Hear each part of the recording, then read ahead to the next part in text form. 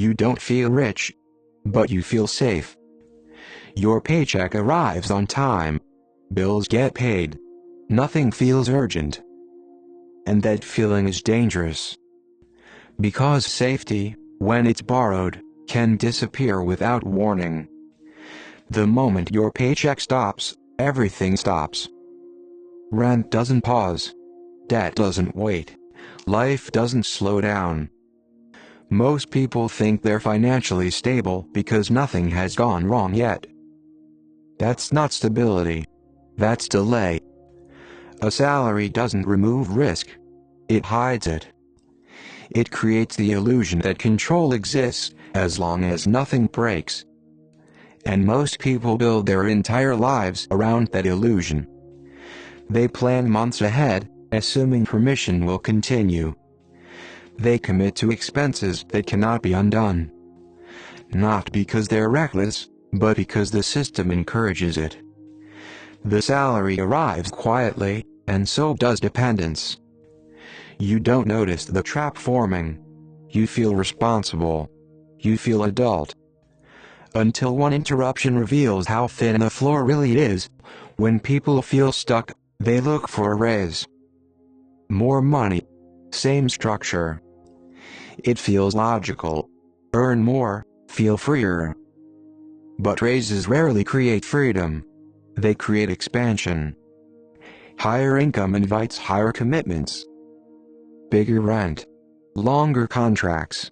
Payments that assume tomorrow will look like today. So when the raise arrives, relief comes first. Then pressure. Because now you have more to protect. The raise didn't remove dependence. It deepened it. Your lifestyle grew faster than your margin. And margin is the only thing that creates breathing room. Without margin, every decision becomes defensive. You choose safety over opportunity. Consistency over flexibility. People don't stay in jobs they hate because they lack ambition. They stay because leaving feels irresponsible. The raise trained them to believe that comfort is progress. But comfort without control is just a softer version of the same trap. You didn't escape the system. You upgraded your cage. Once your income depends on permission, your life quietly does too. You don't notice it at first. You plan vacations around approval. You make purchases around pay cycles. You delay decisions until the next paycheck clears. Nothing feels dramatic. Everything feels reasonable. But over time, permission replaces choice. You don't ask, "What do I want to do?" You ask, "What can I afford to risk?" And risk shrinks. You avoid gaps. You avoid uncertainty. You avoid moves that interrupt income. Not because they're bad ideas, but because interruption feels dangerous. This is how freedom erodes quietly. Not through restriction, but through dependence. Your schedule belongs to someone else. Your energy belongs to someone else.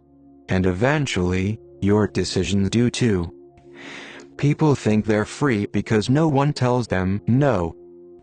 But real freedom doesn't require permission in the first place. When income is conditional, choice becomes conditional. And conditional choice is not freedom. It's negotiation. Most people spend their adult lives negotiating with a system that always has more leverage than they do. The trap becomes visible when something breaks. An illness. A layoff. A recession.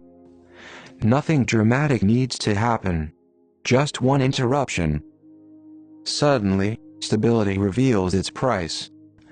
Savings drain faster than expected. Bills feel louder. Time feels heavier. People realize how many decisions were postponed because income felt uninterrupted. The fear isn't poverty. It's collapse. Not losing everything, but losing continuity. Because continuity is what the system trained them to protect. This is why people tolerate stress they shouldn't. hours they hate, jobs that slowly drain them.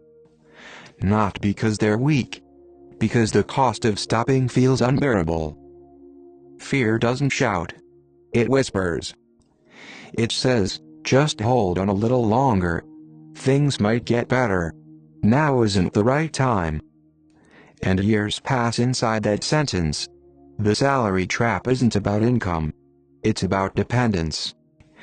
People think the problem is not earning enough, but earning more inside the same structure rarely changes the outcome. The structure is the problem. When income requires constant permission, freedom becomes theoretical.